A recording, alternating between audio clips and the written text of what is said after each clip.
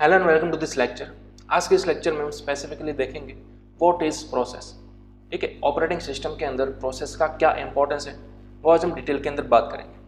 तो सबसे पहले तो आज के इस लेक्चर के हम टॉपिक्स देख लेते हैं। सबसे पहले हम देखने वाले हैं obviously what is process, then after process state model, उसके बाद life cycle of process, then after process control block जिसको हम पीसीबी के नाम से भी जानेंगे इन फ्यूचर, ठीक है, शॉर्ट फॉर्म के अंदर।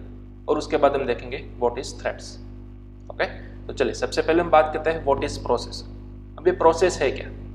तो जब भी हम हमारा कोई भी प्रोग्राम रन करते हैं, ठीक है, वो एग्जीक्यूशन मोड के अंदर होता है, तो उसी स्टेट को हम बोलते हैं प्रोसेस। यानी कि यहाँ पर डेफिनेशन ही वही है, देखिए, a process is a program in execution. कोई भी आपका प्रोग्राम हो वो रनिंग मोड के अंदर हो, ठीक है, वो एग्जीक्यूट हो रहा है फिलहाल आपकी मेन मेमोरी के अंदर, देन आफ्टर उस स्टेट को आप बोलोगे process. Simple, right? Process is not as same as program code but a lot more than it. अब हमने अभी भी देखा कि प्रोग्राम को अगर आप एग्जीक्यूट करते हो तो फिर उस स्टेट को ही प्रोसेस बोलेंगे, लेकिन प्रोसेस जो है वो कोई आपके प्रोग्राम के कोड की तरह सेम नहीं होता है, बट उससे भी कई ज़्यादा अच्छा होता है, ठीक है, कई गुना अच्छा होता है। किस तरह से यहाँ पर बात की जा रही है, देखिए, a single program can create many processes when run multiple times. आपके पास एक ही प्रोग्राम है, ठीक है, वो एक से ज़्यादा बार आप मल्टीपल टाइम्स रन कराते हो, एग्जीक्यूट कराते हो, तो पॉसिबिलिटीज है कि वो एक से ज़्यादा प्रोसेस भी क्रिएट कर सकता है, right? For example, when you open a .exe or binary file multiple times, then multiple instances begin, multiple processes are created. अब ऑब्वियसली अगर हम विंडोज ऑपरेटिंग सिस्टम पर काम कर रहे हैं, ठीक है, तो हम सभी को मालूम ही है what is .exe file, right, जो कि एक एग्जीक्यूटेबल फाइल होती है। अगर उस पर हम डबल क्लिक करते हैं, उसको ओपन करने की ट्राई करते हैं multiple times, then obviously behind the scene multiple processes create हो जाती है, ठीक है। Attributes held by process include hardware state, memory and CPU. अब देखिए, कोई भी प्रोसेस अगर वो रन होती है मेमोरी के अंदर, ठीक है, तो वो क्या क्या इंक्लूड करती है, कौन कौन से एट्रीब्यूट्स? वो किसी भी तरह के हार्डवेयर स्टेट को इंक्लूड कर सकती है, मेमोरी रिसोर्सेज को, और साथ ही साथ कंट्रोल प्रोसेसिंग यूनिट को भी इंक्लूड कर सकती है, ठीक है। तो ये एकदम ब्रीफ डेफिनेशन हमने बताई व्हाट इज प्रोसेस, राइट। एकदम से अगर हम छोटी बात करें, प्रोग्राम इन एग्जीक्यूशन, ठीक है, एकदम ब्रीफ ये आपकी डेफिनेशन हो गई व्हाट इज प्रोसेस की। क्लियर? चलिए अब नेक्स्ट आगे बढ़ते हैं। प्रोसेस और प्रोग्राम का हमें डिफरेंशिएशन देखना है। What is process exactly and what is program. तो देखिए, अब process is program in execution, हमने अभी भी देखा प्रोग्राम जब एग्जीक्यूशन मोड के अंदर होता है तभी हम उसको प्रोसेस के नाम से जानते हैं। But what is program? Program is set of instruction जो कि हमने बनाया होता है या फिर हम किसी एक्सटर्नल प्रोग्राम को रन कर रहे होते हैं, वो सेट ऑफ इंस्ट्रक्शन से ही तो बना हुआ होता है, राइट। उसके बाद अब प्रोसेस इज एन एक्टिव और डायनेमिक एंटिटी, जबकि यहाँ प्रोग्राम इज अ पैसिव और स्टैटिक एंटिटी। प्रोग्राम तो आपके पास एक ही होगा, वो स्टैटिक ही होगा, वो डायनेमिकली चेंज थोड़ी ना होगा, ठीक है। प्रोग्राम तो आपके पास कहीं पर भी अपनी डिस्क के अंदर कहीं पर भी पड़ा होगा। आप जब उस प्रोग्राम को रन करते हो तो मे भी पॉसिबिलिटी है कि वो प्रोग्राम एक से ज़्यादा मल्टीपल प्रोसेस रन कर सकता है, तो इसलिए प्रोसेस को एक्टिव या फिर डायनेमिक एंटिटी बोला जाता है, जबकि प्रोग्राम को स्टैटिक एंटिटी। क्लियर? चलिए उसके बाद हम देखेंगे process has a limited life span. अब प्रोसेस जो है वो लाइफ टाइम के लिए एक्टिवेट नहीं रह सकती, जब भी उसका काम खत्म हो जाता है, प्रोग्राम टर्मिनेट हो जाता है, साथ ही साथ आपकी प्रोसेस भी टर्मिनेट हो जाती है, इसलिए यहाँ पर लिखा गया है लिमिटेड लाइफ स्पान है। It is created when execution starts and terminated as execution is finished, as I told, right? अब अगर हम प्रोग्राम की बात करें तो program has a longer life span, it is stored on disk forever. But obvious ही चीज है, राइट, प्रोग्राम क्या है, वन टाइप ऑफ सॉफ्टवेयर ही है ना, जो कि हमारे डिस्क के अंदर कहीं पर भी सेव हो सकता है, तो वो तो डिस्क के अंदर लाइफ टाइम के लिए ही रहेगा जब तक हम उसको परमानेंट डिलीट नहीं कर देते। तो as compare to process, program के पास लॉन्गर लाइफ स्पान अवेलेबल है। क्लियर? चलिए अब यहाँ पर दिखाया गया है, अब process contains various resources like memory address, disk, printer etcetera as per requirements, ठीक है। हमने अभी भी प्रीवियस स्लाइड के अंदर बात की थी कि प्रोसेस जो है वो हार्डवेयर रिसोर्सेज, सीपीयू या फिर मेमोरी को कंटेन कर सकता है, कई सारे एट्रीब्यूट्स हो सकती है, तो ठीक वैसा ही यहाँ पर दिखाया गया है। जबकि अगर हम प्रोग्राम की बात करें तो प्रोग्राम तो स्टोर होगा डिस्क के अंदर, किसी फाइल के अंदर, right. So it does not contain any other resources. वो तो one type of static entity है, वो तो आपके डिस्क के अंदर कहीं पर भी एक लोकेशन में पड़ी हुई होगी एज अ फाइल फॉर्मेट, वो किसी रिसोर्सेज को कंज्यूम नहीं कर रही होगी, राइट। तो दैट्स इट अ प्रोग्राम। और ये यहाँ पर प्रोसेस जो है वो आपके कई सारे एट्रीब्यूट्स को कंज्यूम कर सकती है। क्लियर। देखिए, a process contains memory address which is called address space. अब हमने अभी भी बात की, प्रोसेस कई सारे रिसोर्सेज को कंटेन कर सकता है, तो साथ ही साथ वो मेमोरी के अंदर एग्जीक्यूट अगर हो रही है प्रोसेस, ठीक है, तो ऑब्वियसली उसके पास कोई यूनिक लोकेशन होगा जहां पर वो एग्जीक्यूट हो रही है, तो उस लोकेशन को हम क्या बोलेंगे? एड्रेस स्पेस बोलेंगे। ठीक है, मेमोरी के अंदर कोई मेमोरी एड्रेस वो कंटेन कर रही है, कोई भी एक स्पेसिफिक प्रोसेस। इन शॉर्ट, जितनी भी प्रोसेस होगी वो एट अ टाइम साइमल्टेनियसली जब भी रन हो रही होगी या फिर 1 by 1 रन होगी, राइट, तो सभी प्रोसेस के लिए एक यूनिक मेमोरी एड्रेस एलोकेट हो जाता है हमारी मेन मेमोरी के अंदर। तो उस एड्रेस को हम बोलेंगे एड्रेस स्पेस। इसे एक प्रोसेस के लिए unique address space automatic allocate हो जाती है आपकी मेन मेमोरी के अंदर, यानी कि रैम के अंदर। क्लियर। जबकि अगर हम प्रोग्राम की बात करें तो program requires memory space on disk to store all instruction. यहाँ पर आपका जो प्रोग्राम है, आपका जो सॉफ्टवेयर है, ठीक है, फिर चाहे तो आप .exe की बात कर लो, तो वो तो डिस्क के अंदर कहीं पर भी स्टोर हुआ होगा, राइट। तो वो फिजिकल डिस्क की मेमोरी स्पेस लेगा, ना कि मेन मेमोरी, ना कि रैम की, वो हार्ड डिस्क की स्पेस लेगा प्रोग्राम, यानी कि हमारा सॉफ्टवेयर।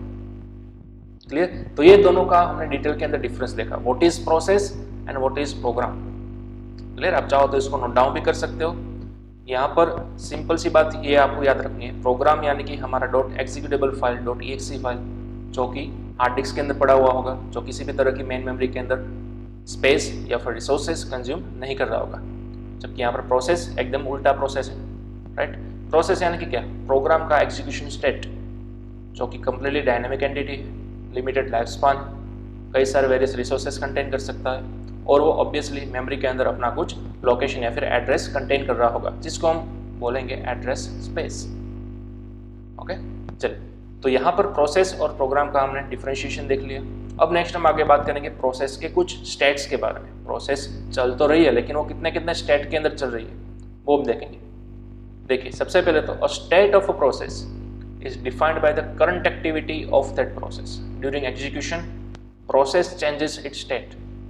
अब प्रोसेस का स्टेट आपको डिसाइड करना है, तो वो बेस करता है, वो डिपेंड करता है कि फिलहाल प्रोसेस जो चल रही है वो कौन सी एक्टिविटी के अंदर चल रही है, उसकी करंट एक्टिविटी क्या है, उसके बेसिस पर आप डिसाइड कर सकते हो कि what is my current state of process. ठीक है, क्योंकि एग्जीक्यूशन के दौरान प्रोसेस अपने स्टेट को चेंजेस करती रहती है बार बार।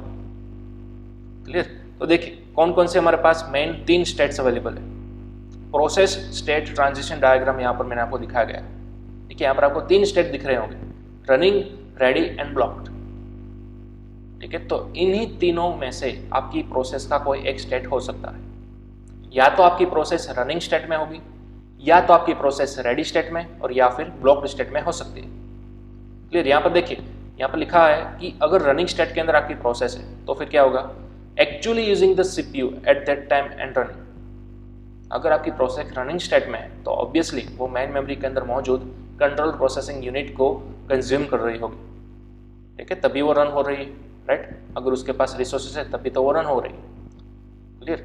अगर वो रेडी स्टेट में है तो फिर क्या है, रेडी स्टेट में आपकी प्रोसेस है, मतलब कि वो रनेबल है, temporarily stopped to allow another process run. यहाँ पर खास चीज आपको ध्यान रखनी है, अगर आपकी करंट प्रोसेस रेडी स्टेट में है, मतलब कि वो फिलहाल रन नहीं हो रही है, फिलहाल वो एग्जीक्यूशन मोड में नहीं है, लेकिन रन होने के लिए तैयार है। ठीक है, लेकिन वो क्यों फिलहाल रन नहीं हो रही, क्योंकि ऑब्वियसली एट दैट टाइम कोई और प्रोसेस रन हो रही है, इसलिए वो फिलहाल पॉज मोड के अंदर है, टेम्पररी स्टॉप है। क्लियर। तो ये है आपका प्रोसेस का रेडी स्टेट। उसके बाद आपका आता है ब्लॉक्ड स्टेट। ब्लॉक्ड स्टेट यानी कि क्या, unable to run until some external event happens. अगर आपकी प्रोसेस, ध्यान दीजिएगा, अगर आपकी प्रोसेस ब्लॉक्ड स्टेट में है, मतलब कि आपकी प्रोसेस रन नहीं हो सकती जब तक कोई एक्सटर्नल इवेंट नहीं होता, तब तक इसको कोई ट्रिगर नहीं करता तब तक। ठीक है, कई सारी ऐसी रेयर प्रोसेसेस होती है जिसको चलने के लिए कुछ एक्सटर्नल IO इवेंट्स की जरूरत होती है, यानी कि इनपुट आउटपुट इवेंट्स की जरूरत होती है, तभी जाकर वो ब्लॉक्ड स्टेट से निकलकर रन हो सकती है। क्लियर। तो इस तरह से रनिंग, रेडी और ब्लॉक्ड स्टेट का हमने मीनिंग समझा। चल, अब यहाँ पर आपको कुछ लाइंस दिखाई दे रही है, ठीक है, जिसके अंदर नंबर 1 आपको वैल्यू एनोटेशन देखने को मिल रही है। सबसे पहले देखिए यहाँ पर रनिंग स्टेट में से ब्लॉक स्टेट में आ रहा है नंबर 1। तो नंबर 1 क्या हमें कहना चाह रहा है, देखिए प्रोसेस ब्लॉक्स फॉर इनपुट। अगर आपकी प्रोसेस फिलहाल रनिंग मोड के अंदर थी लेकिन कुछ रिसोर्सेज की वजह से, ठीक है, उसको कुछ रिसोर्सेज नहीं मिल सके, कोई इवेंट उसको चाहिए थी वो नहीं हो रही है, तो ऑटोमेटिक सस्पेंड हो जाएगी और ब्लॉक्ड स्टेट के अंदर चली जाएगी। तो ये हमें नंबर 1 के इंडिकेशन बता रहा है। उसके बाद है नंबर 2, रनिंग स्टेट में वो रेडी स्टेट के अंदर ट्रांसफर हो जाएंगी। Scheduler picks another process. देखिए अब यहाँ पर एक प्रोसेस रन हो रही थी लेकिन एट दैट टाइम कोई दूसरी प्रोसेस ऑलरेडी रनिंग के लिए तैयार है, और इस प्रोसेस को तो अब शेड्यूलर क्या करेगा, पिक कर लेगा यहाँ से और रेडी स्टेट के अंदर पुटअप कर देगा जब तक कि कोई दूसरी event at that time finish नहीं हो जाती। क्लियर? तो ये दूसरा पार्ट हो गया। उसके बाद तीसरा पार्ट क्या है, रेडी में से अगेन रनिंग स्टेट के अंदर, यानी कि शेड्यूलर पिक्स दिस प्रोसेस। अब यहाँ पर जो हमने प्रीवियसली प्रोसेस चलाई थी उसका काम फिनिश हो गया, तो अभी प्रीवियस स्टेट के अंदर यहाँ जो हमने स्टेटस दी हुई थी, ठीक है, जो प्रोसेस आई हुई थी वो प्रोसेस अगेन अब रन होने लगेगी, क्योंकि प्रीवियसली जो प्रोसेस रन हो रही थी उसका काम वो फिनिश हो गया, मेमोरी रिसोर्सेज क्लियर हो गए। तो ऑलरेडी यहाँ जो रन होने के लिए तैयार बैठी थी प्रोसेस वो डायरेक्टली यहाँ पर रनिंग मोड के अंदर आ जाएगी। क्लियर? एंड देन पर अगर चौथे पार्ट की अगर हम बात करें तो ब्लॉक्ड में से वो रेडी स्टेट के अंदर जा रहा है, मतलब कि इनपुट बिकम्स अवेलेबल। अब सिंपल सी बात, हमने अभी ब्लॉक्ड स्टेट की बात की थी। ब्लॉक्ड स्टेट के अंदर कौन सी प्रोसेस होगी, ऐसी प्रोसेस जिसको रन होने के लिए एक्सटर्नल प्रोसेस की या फिर एक्सटर्नल इवेंट्स की ज़रूरत होगी। तो जब वो उसको मिल जाएगी, जब वो ट्रिगर हो जाएगी, तब ऑब्वियसली वो ब्लॉक्ड नहीं होगी और वो रेडी स्टेट के अंदर चली जाएगी, यानी कि रन होने के लिए तैयार हो गई। क्लियर? तो इस तरह से हमने देखा प्रोसेस स्टेट ट्रांजिशन डायग्राम। इसको भी आप खास नोट डाउन कर लीजिएगा, ठीक है, ये IMP चीज़ है। Process state transition diagram, 3 main process है, उसके स्टेट्स है, ठीक है, रनिंग, रेडी और ब्लॉक्ड, किस तरह से तीनों के तीनों काम करते हैं, ठीक है, वो हमने डिटेल के अंदर देखा। क्लियर? चलिए अब हम आगे बात करते हैं नेक्स्ट। अब देखिए यहाँ पर सभी चीज़ मैंने यहाँ पर थियोरेटिकली बताई हुई है, ठीक है, जो भी मैंने आपको यहाँ पर अंडरस्टैंड करवाया, समझाया, जो भी मैंने कुछ बोला और सब कुछ यहाँ पर थियोरेटिकली लिखा हुआ है, ठीक है। तो मैं बार बार इसे अगेन अब ट्रिगर नहीं करूँगा, बोलूँगा नहीं, ठीक है। हम नेक्स्ट आगे बढ़ेंगे और देखते हैं प्रोसेस स्टेट्स। वो जो हमने 3 प्रोसेस स्टेट देखे ना, वो मेन हमारी कैटेगरीज थी, लेकिन अगर आप फर्दर उसको कैटेगराइज करोगे तो अब हमारे पास टोटल 5 स्टेट अवेलेबल है। सबसे पहला है new state. The process is being created. जब भी आपकी कोई नई प्रोसेस क्रिएट होती है फर्स्ट टाइम, तो वो न्यू स्टेट के अंदर आ जाती है, ठीक है। देन आफ्टर आता है आपका ready state. The process is waiting to be assigned to a processor. Process run होने के लिए एकदम रेडी है, लेकिन फिलहाल किसी वजह से वो रन नहीं हो पा रही, क्योंकि ऑलरेडी प्रीवियसली कोई प्रोसेस होगी वो फिलहाल रन हो रही होगी। तो जो भी प्रोसेस रन होने के लिए एकदम रेडी है, ठीक है, वो डायरेक्टली यहाँ पे होगी रेडी स्टेट के अंदर। उसके बाद है running status. Obviously instruction are being executed. जो भी प्रोसेस फिलहाल रन हो रही, ठीक है, वो सभी रनिंग स्टेट के अंदर होगी। देन आफ्टर है waiting state. The process is waiting for some event to occur such as an IO completion और रिसेप्शन ऑफ अ सिग्नल। यहाँ पर क्या बताया गया है, जो हमने अभी भी ब्लॉक्ड देखा ना, ब्लॉक्ड स्टेट वही है, उसी का यहाँ पर रीनेम लिखा गया है वेटिंग। वेटिंग यानी कि ब्लॉक्ड स्टेट और कुछ भी नहीं। प्रोसेस आपकी वेट कर रही है किसी IO इवेंट के अकर होने के लिए। जब भी वो IO इवेंट अकर हो जाएगी तब आपकी वेटिंग प्रोसेस चली जाएगी रेडी स्टेट के अंदर, ठीक है। एंड देन आफ्टर लास्ट है terminated. The process is finally execution, ठीक है, उसका जो प्रोसेस का एग्जीक्यूशन था वो फिनिश हो चुका है, तब वो किस स्टेट से जानी जाएगी, टर्मिनेटेड स्टेट से, ठीक है। तो टोटल अब अगर आप देखने जाए तो हमारे पास मेन 5 स्टेट्स अवेलेबल है। क्लियर? तो देखिए इसकी फिगर किस तरह से, ये है हमारी main process state transition diagram. हमने फिलहाल अभी 3 स्टेट का डायग्राम देखा, ठीक है। अगर आपको 5 स्टेट का डायग्राम देखना है तो आप इस तरह से बना सकते हो। यहाँ पर थोड़ा सा डिटेल के अंदर दिखाया गया है, ठीक है। सबसे पहले यहाँ पर देखिए नंबर 1 न्यू। आपका मेन सबसे पहले जब भी कोई नई प्रोसेस क्रिएट होती है तो वो होती है न्यू स्टेट के अंदर।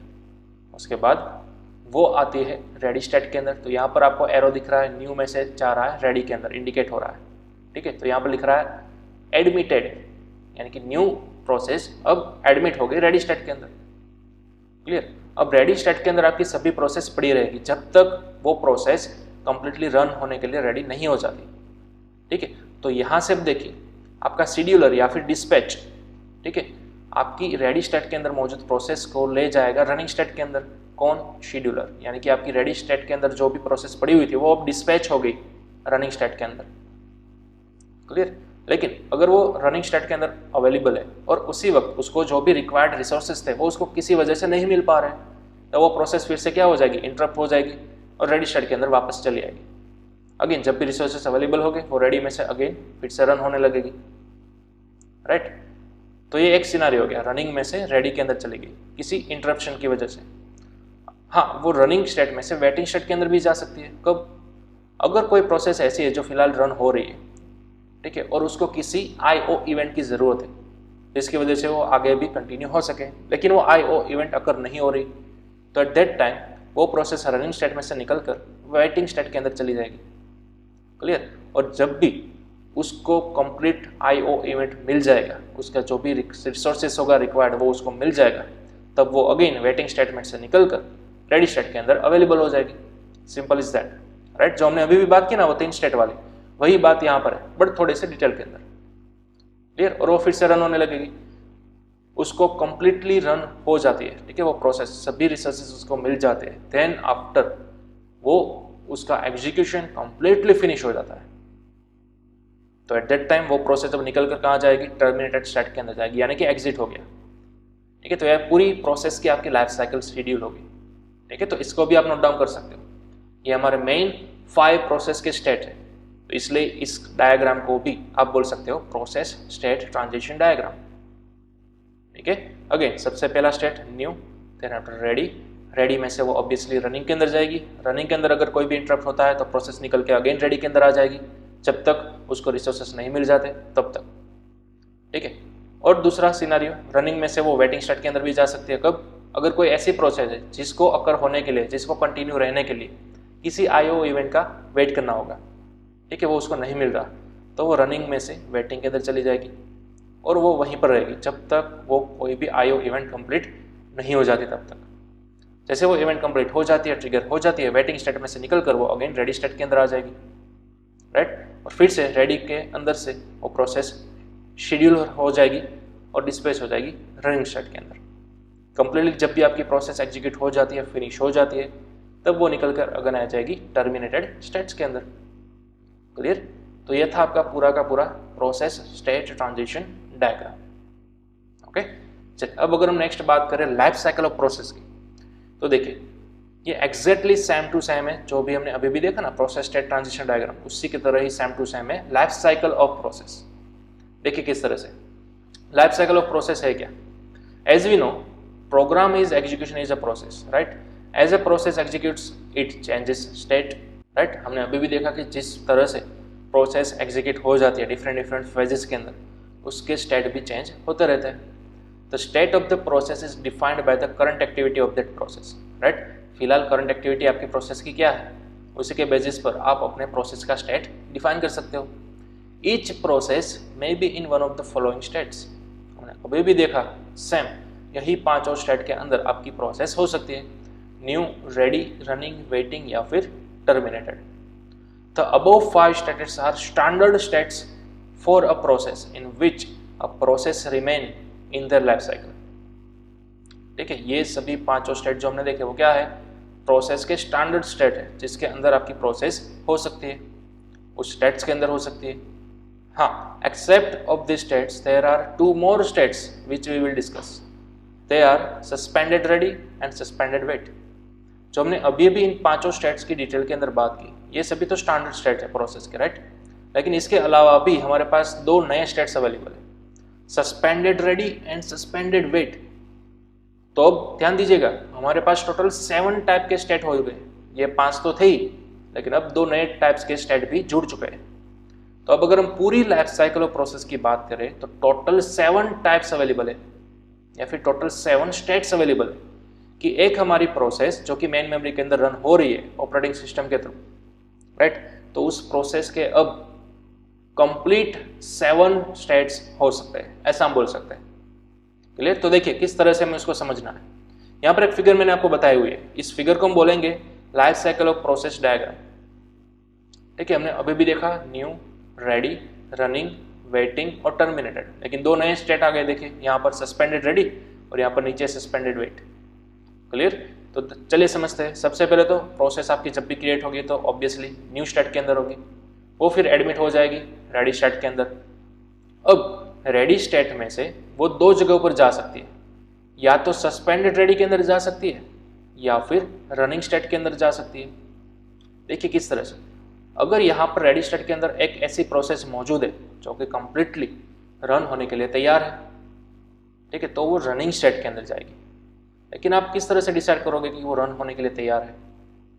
तो देखिए किसी भी प्रोसेस को रन होने के लिए, एग्जीक्यूट होने के लिए मेमोरी के अंदर कुछ रिसोर्सेज चाहिए होते हैं, राइट? तो अगर यहाँ रेडी स्टेट के अंदर जो प्रोसेस मौजूद है उसको मेमोरी में से रिक्वायर्ड रिसोर्सेज मिल जाते हैं तो फिर वो डायरेक्टली कैपेबल है रन होने के लिए, ठीक है।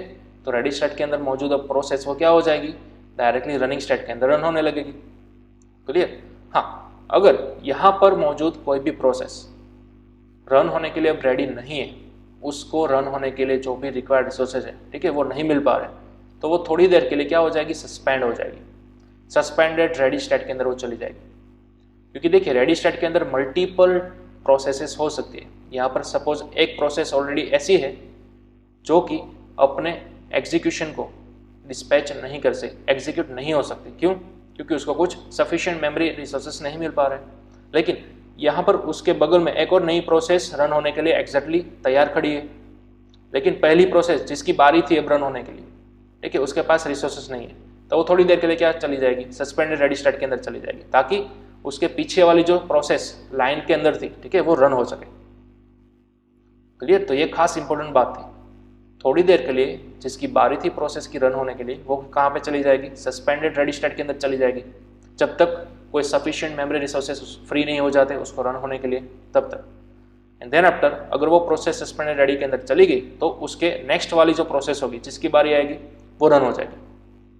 क्लियर? और अब यहाँ जो प्रोसेस गई हुई थी, ठीक है, अब मेमोरी के अंदर वो रिसोर्सेस फ्री हो चुके हैं जिसको इसकी रिक्वायर्ड थी, तो तब वो प्रोसेस सस्पेंडेड रेडी में से रिज्यूम हो जाएगी और अगेन रेडी स्टेट के अंदर चली जाएगी।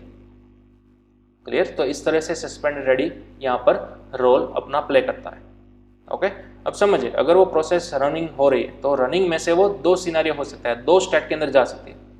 अगर रनिंग स्टेट के अंदर मौजूद प्रोसेस कंप्लीटली फिनिश हो जाती है, ठीक है, तो वो ऑब्वियसली टर्मिनेटेड स्टेट के अंदर चली जाएगी, यानी कि उसका प्रोसेस का एग्जीक्यूशन अब कंप्लीट फिनिश हो गया।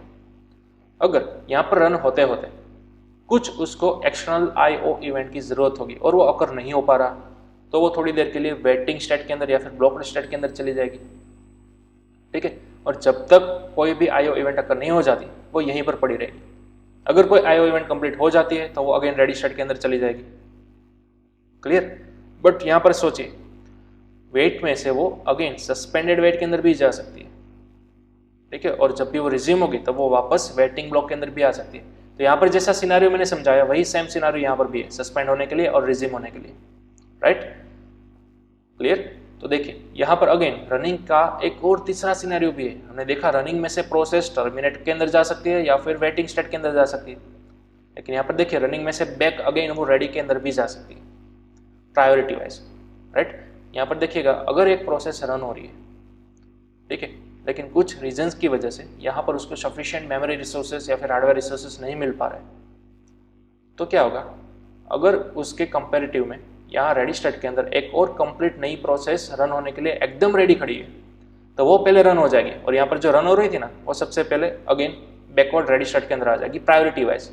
अगर नेक्स्ट प्रोसेस जो रन होने के लिए तैयार खड़ी है उसकी प्रायोरिटी हाई है, यानी कि उसको रन होना ही है, ठीक है, कोई रीजन की वजह से, तो वो पहले रन हो जाएगी और जो रन हो रही थी वो बैक अगेन रेडी स्टेट के अंदर आ जाएगी।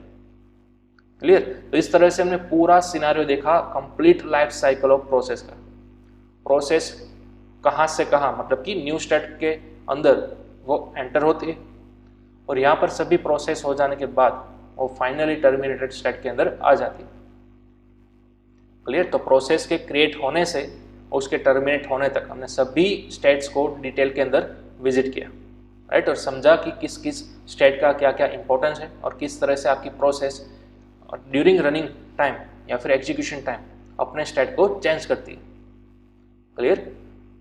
तो अब अगेन हम रिवाइज करते हैं। सबसे पहले हमने 3 टाइप के स्टेट्स देखे, राइट, रनिंग, रेडी और ब्लॉक्ड। उसके बाद हमने 5 टाइप के स्टेट्स देखे, न्यू, रेडी, रनिंग, वेटिंग और टर्मिनेटेड। और अब हम यहाँ पर सभी टाइप्स को देख रहे हैं, सभी स्टेट्स को। ये 5 तो थे ही, लेकिन अब 2 नए आए, कौन से, सस्पेंडेड रेडी और suspended wait. So this is the life cycle of process.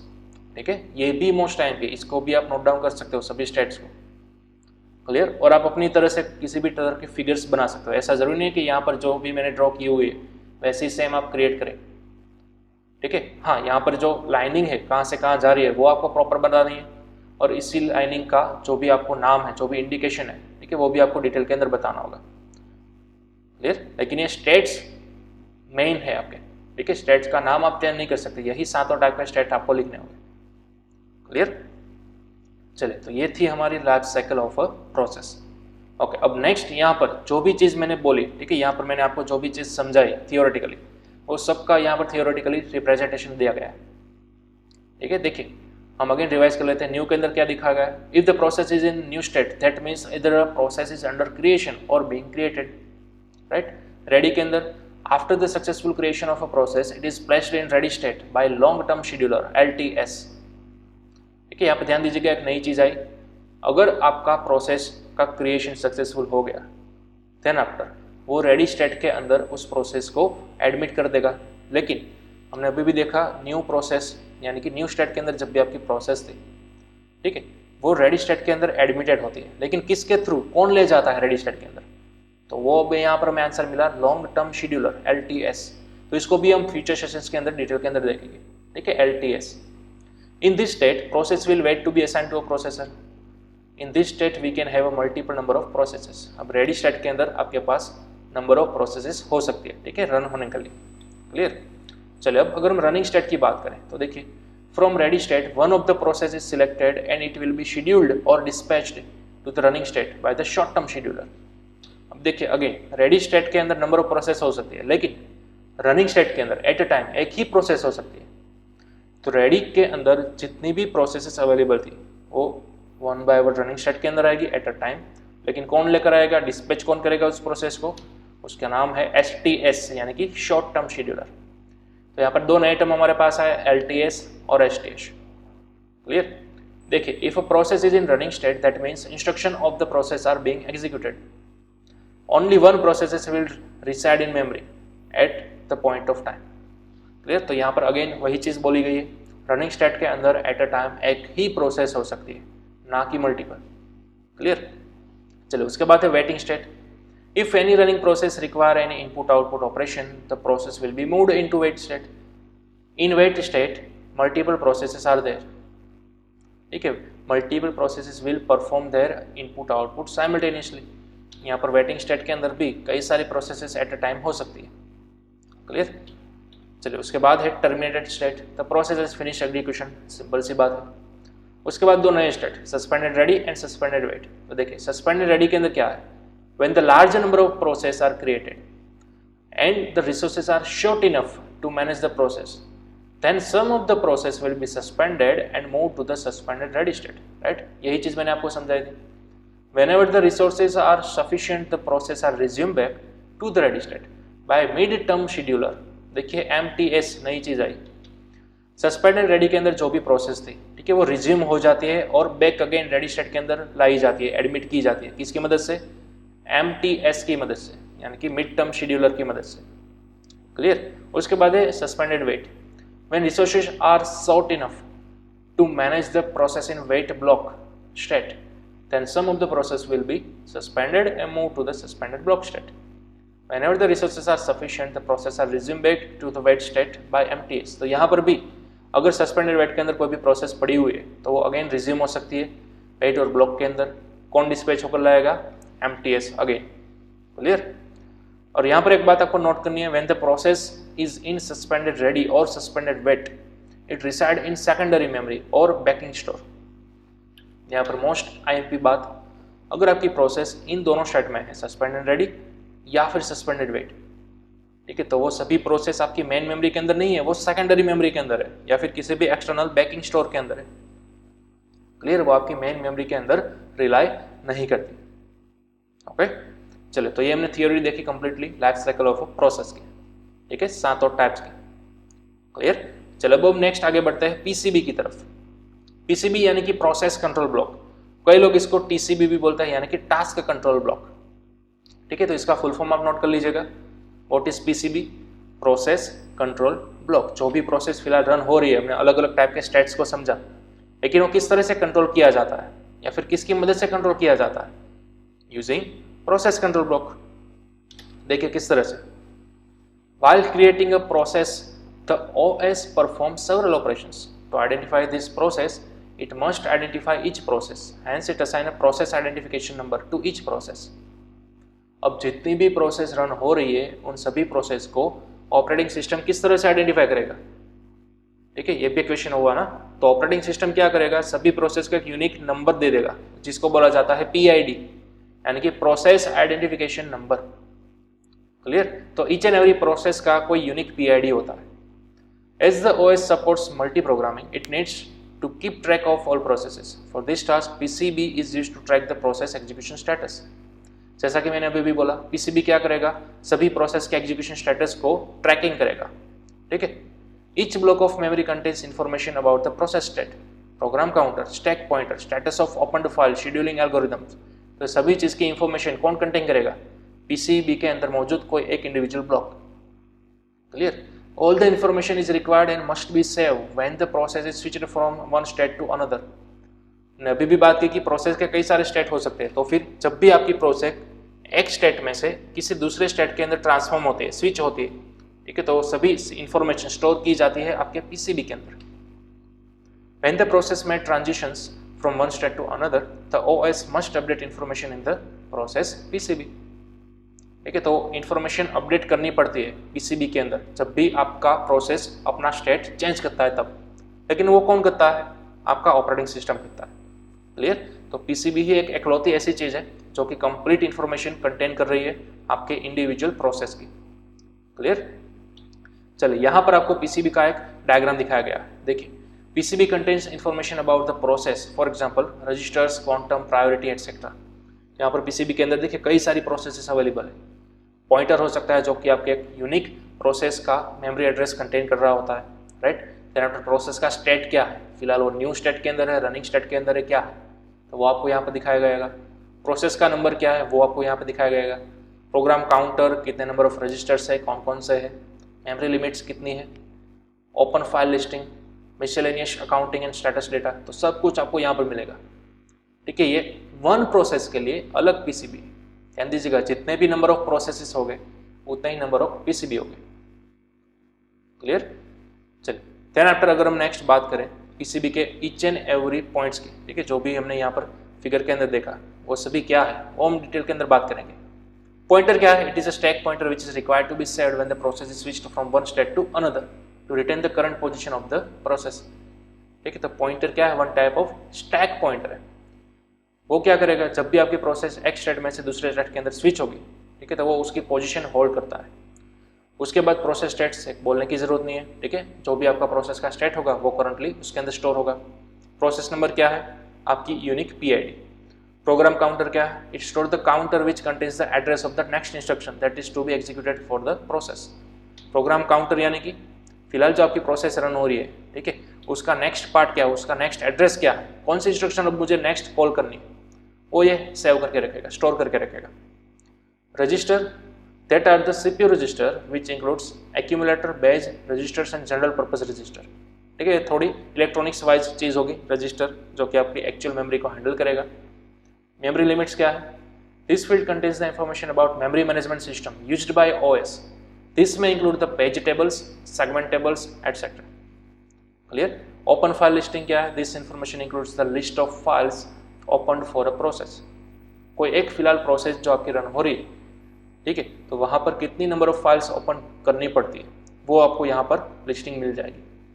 Then after miscellaneous accounting and status data, this field includes information about the amount of CPU used, time constraints, jobs and process numbers etc, ठीक है। यहाँ पर कितने आपका CPU consume हुआ, time constraint कितना हुआ, number of process, सब कुछ यहाँ पर इस स्टेट के अंदर दिखाया जाएगा, आपको स्टोर किया जाएगा, क्लियर। तो ये PCB के ईच एंड एवरी एस्पेक्ट को हमने देखा। देन आफ्टर अगर हम बात करें कि पीसीबी के अंदर प्रोसेस टेबल क्या है, तो देखिए process table is an array of PCBs that means logically contains a PCB for all the current process in the system. ठीक है, अब पीसीबी के अंदर किस तरह से एग्जैक्टली दिखाया जाता है, आपका प्रोसेस किस तरह से मेंटेन किया जाता है, वो आप यहाँ पर देख सकते हो। सपोज ये आपकी पीआईडी के, ठीक है, 1 2 3 यानी कि आपकी 3 प्रोसेस रनिंग मोड के अंदर है, उसकी कोई यूनिकली इस तरह से पीआईडी होगी, तो ईच एंड एवरी प्रोसेस का क्या होगा, पीसीबी होगा, राइट। नंबर 1 के लिए यानी कि नंबर 1 प्रोसेस के लिए उसका अगेन इस तरह का एक यूनिक पीसीबी होगा, नंबर 2 के लिए अगेन उसका एक यूनिक पीसीबी होगा, नंबर 3 की प्रोसेस के लिए अगेन उसका एक नया पीसीबी होगा। ठीक है, तो जितने नंबर ऑफ प्रोसेस है उतने ही नंबर ऑफ पीसीबी होंगे। पीसीबी के अंदर क्या है, ये सभी चीजें जो कि हमने अभी भी देखी, राइट, ये सभी चीजें वो एक प्रोसेस के लिए यूनिक सभी चीजें हो सके। ठीक है, ये सभी पॉइंटेड से लेकर अकाउंटिंग स्टेटस देखा था। ठीक है, तो इस तरह से आपका प्रोसेस टेबल होता है। प्रोसेस टेबल के अंदर 2 चीज होती है, पीआईडीज एंड पीसीबीज। क्लियर? चलिए देन आफ्टर देखते हैं हम थ्रेड क्या है। Thread is an execution unit which consist of its own program counter, a stack and a set of register. Threads are also known as lightweight processes. ठीक है, thread अब exactly है क्या, जो भी आपकी प्रोसेस चल रही है ना उसका लाइटवेट वर्जन है, वन टाइप ऑफ, यानी कि प्रोसेस के अंदर भी कई सारे मिनी प्रोसेसेस हो सकते हैं जिसको आप लाइटवेट प्रोसेसेस बोल सकते हो, जिसको थ्रेड बोला जाता है ऑफिशियली। ठीक है, each process has an address space and a single thread of execution. Clear? सभी प्रोसेस के लिए क्या होता है, एक एड्रेस स्पेस तो एलोकेट किया ही जाता है, राइट, लेकिन साथ ही साथ एक सिंगल थ्रेड भी होता है कंपलसरी। तो देखिए इसको हम डिटेल के अंदर पिक्टोरियल रिप्रेजेंटेशन किस तरह से कर सकते हैं। देखिए यहाँ पर सबसे पहले तो हमें 2 तरह के सिनेरियो दिए गए कि 3 प्रोसेस विथ 1 थ्रेड। यहाँ पर अगर हम फिगर नंबर 1 की बात करें तो यहाँ पर देखिए आपको जो भी सर्कल दिख रहा है ना वो है आपकी प्रोसेस। ठीक है, प्रोसेस को हम सर्कल के थ्रू इंडिकेट करेंगे। अब ये हमारा कंसेप्ट व्यू है जो कि हम बहुत ही स्टार्टिंग के लेक्चर्स के अंदर देख चुके थे, राइट। कर्नल स्पेस होता है और यूजर स्पेस होता है। तो देखिए 3 प्रोसेस है और तीनों प्रोसेस के अंदर क्या है, एक सिंगल थ्रेड अवेलेबल है। अब यहाँ पर आईएमपी चीज ये है, कितनी भी नंबर ऑफ प्रोसेस ले लो, अगर आप एक प्रोसेस भी लेते हो तो एक प्रोसेस के अंदर भी एटलीस्ट एक थ्रेड तो होगा ही होगा, क्योंकि अगर एक थ्रेड होगा ना तभी आपकी प्रोसेस रन हो सकेगी। क्लियर? हाँ, मल्टीपल थ्रेड्स हो सकते हैं बट एटलीस्ट एक थ्रेड तो होगा ही होगा, गारंटी। क्लियर? तो इस तरह से आप देखिए यहाँ पर किसी भी प्रोसेस के अंदर आप देख लीजिए एटलीस्ट एक थ्रेड को आपको मिल ही रहा है। तो यहाँ पर इसलिए इस फिगर का नाम क्या दिया गया है, 3 प्रोसेस है और तीनों के अंदर एक थ्रेड अवेलेबल है, ऑब्वियसली तभी वो प्रोसेस बन सकेगी। ठीक है, और यहाँ पर क्या दिया गया है, एक ही प्रोसेस है लेकिन उसके अंदर मल्टीपल थ्रेड्स है। यहाँ पर आपको 3 थ्रेड्स दिखाए गए। चलिए, तो इस तरह से थ्रेड्स हो सकते हैं। एक प्रोसेस को रन कराने के लिए एटलीस्ट एक थ्रेड तो होगा ही होगा, लेकिन जरूरी नहीं है कि उस प्रोसेस के अंदर एक ही थ्रेड रहेगा लाइफ टाइम, उसके अंदर नंबर ऑफ थ्रेड्स हो सकते हैं। क्लियर? तो ये एक सिनेरियो होगा आपके थ्रेड्स का और प्रोसेस के साथ। ओके, चलिए अब अगर हम देखें टाइप्स ऑफ थ्रेड्स के बारे में तो हमारे पास यूजुअली 2 टाइप्स अवेलेबल है, एक है यूजर थ्रेड्स और दूसरा है कर्नल थ्रेड्स। ठीक है, user threads are about the kernel and without kernel support. These are the threads that application programmers use in their programs. User threads क्या होता है, जो कि कर्नल के अबोव के डिपार्टमेंट के अंदर होता है। ठीक है, और उसको कर्नल का किसी भी तरह का सपोर्ट नहीं चाहिए होता, और यही वो थ्रेड्स है जो कि एप्लीकेशन प्रोग्रामर्स अपने प्रोग्राम्स के अंदर, अपने सॉफ्टवेयर्स के अंदर यूज कर सकते हैं। जबकि अगर हम कर्नल थ्रेड्स की बात करें तो वो डायरेक्टली सपोर्टेड करता है अपने कर्नल को ओएस के साथ। All modern operating system supports kernel level threads, allowing the kernel to perform multiple simultaneous tasks and or to service multiple kernel system call simultaneously। यानी कि मल्टीपल कर्नल्स को या फिर मल्टीपल साइमल्टेनियस टास्क को perform कर सकते हो आप system wide using kernel threads. ठीक है, देखिए अब इन दोनों का डिफरेंस आपको डिटेल के अंदर देखना है। टाइप्स ऑफ थ्रेड्स यहाँ पर लेफ्ट हैंड साइड आपको बताया गया है यूजर लेवल थ्रेड्स, जबकि राइट हैंड साइड बताया गया है कर्नल लेवल थ्रेड्स। ठीक है, अब अगर हम यहाँ पर डिटेल के अंदर देखें तो आपके पास 2 प्रोसेस अवेलेबल है, जितने भी प्रोसेस अवेलेबल हो चलेगा, लेकिन किसी एक प्रोसेस को हमें डिटेल के अंदर विजिट करना है, देखना है। देखिए यहाँ पर नंबर ऑफ 3 थ्रेड्स अवेलेबल है, राइट, मल्टीपल थ्रेड्स अवेलेबल है। तो ये आपने प्रोसेस को इंडिकेट कर दिया सर्कल को, और यहाँ पर इस तरह से वेव्स को आपने थ्रेड के मदद से इंडिकेट कर दिया। अब ईच एंड एवरी प्रोसेस क्या कंटेन करता है, रन टाइम सिस्टम के अंदर एक थ्रेड टेबल कंटेन करता है। क्या करता है? थ्रेड टेबल, ठीक है। जबकि उसका प्रोसेस टेबल कहाँ पे बना हुआ होता है? ऑब्वियसली कर्नल के अंदर बना हुआ होता है, ठीक है, क्योंकि वो बनता है मेन मेमोरी के अंदर। तो ईच एंड एवरी प्रोसेस के अंदर उसका थ्रेड टेबल होता है, बट सभी प्रोसेसेस का एक कॉमन पीसीबी होता है। कहाँ पे? कर्नल स्पेस के अंदर, ठीक है। जबकि यहाँ पर देखिए कर्नल लेवल थ्रेड्स की अगर हम बात करें तो प्रोसेस के अंदर only and only threads he available है। प्रोसेस के अंदर जो थ्रेड टेबल होना चाहिए था वो अब यहाँ पर नहीं है, वो है अब कर्नल के अंदर। देखिए तो प्रोसेस टेबल और थ्रेड टेबल दोनों ही अब कर्नल मोड के अंदर अवेलेबल है। यहाँ पर ध्यान दीजिएगा, यूज़र के अंदर यानी कि यूज़र लेवल थ्रेड्स के अंदर क्या थे? जो आप प्रोसेस क्रिएट करते हो उसी के अंदर आपका थ्रेड टेबल होता है। क्यों? क्योंकि ये प्रोसेस के अंदर पूरा कंट्रोल यूज़र ले सकता है, यूज़र के द्वारा ही क्रिएट किए गए थ्रेड्स यहाँ पर अवेलेबल होंगे। तो ऑब्वियसली यूज़र को डायरेक्टली कर्नल का एक्सेस तो होगा ही नहीं, राइट। वो जो भी अपने थ्रेड्स क्रिएट करेंगे, ठीक है, मल्टी थ्रेडिंग करेंगे, वो सभी किसके अंदर होंगे? इंडिविजुअल प्रोसेस के अंदर ही होंगे। जबकि यहाँ पर यूज़र को एक्सेस ही नहीं है, जो भी बनाएगा वो सिस्टम अपने आप बनाएगा ओएस कर्नल मोड के अंदर। तो ईच एंड एवरी प्रोसेस के थ्रेड का मैनेजमेंट कहाँ पे होगा? In kernel mode using thread table, ठीक है। तो यहाँ पर थ्रेड टेबल कर्नल मोड के अंदर है, जबकि यहाँ पर thread table each and every process के अंदर है, ठीक है। तो ये दोनों का डिफरेंस है, दोनों टाइप्स के थ्रेड का। क्लियर? तो इस तरह से हमने समझा टाइप्स ऑफ थ्रेड्स किस तरह से एग्जीक्यूट की जाते हैं और किस तरह से कहाँ पे वो लाई होते हैं वो। ओके, चलिए नेक्स्ट अगर हम बात करें असाइनमेंट क्वेश्चंस की, तो आपको अब 3 असाइनमेंट्स के क्वेश्चन देने हैं। सबसे पहला है व्हाट इज प्रोसेस, ठीक है, वो हमने डिटेल के अंदर देखा, यानी यहाँ पर आपको सिंपल ब्रीफ के अंदर शॉर्ट में बताना है। देन आफ्टर पीसीबी क्या है वो, एंड देन आफ्टर लास्ट में टाइप्स ऑफ थ्रेड्स। ओके, तो सिंपल से क्वेश्चंस थे। ओके, चलिए तो अब मिलते हैं अपने नेक्स्ट सेशन के अंदर नए टॉपिक के साथ। लेकिन कंपलसरी आपको ये पूरा का पूरा लेक्चर फिर से रिवाइज कर लेना है। बहुत ही मोस्ट टाइम की चीज़ इस लेक्चर्स के अंदर थी, ठीक है। पीसीबी हमने देखा, देन आफ्टर प्रोसेस देखा, प्रोसेस का लाइफ साइकिल देखा, उसके 7 टाइप्स के स्टेट्स देखे, टाइप्स ऑफ थ्रेडिंग देखे, राइट। तो बहुत ही आईएमपी था इस लेक्चर के अंदर जो भी चीज़ हमने पढ़ी हो, तो सब कुछ आपको कम्प्लीटली रिवाइज कर लेना है और रिमेंबर कर लेना है। ओके।